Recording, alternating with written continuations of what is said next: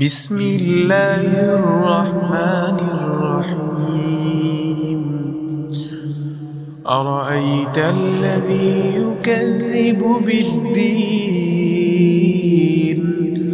فذلك الذي يدع اليتيم ولا يحض على طعام المسكين فويل للمصلين الذين هم عن صلاتهم ساهون الذين هم يراءون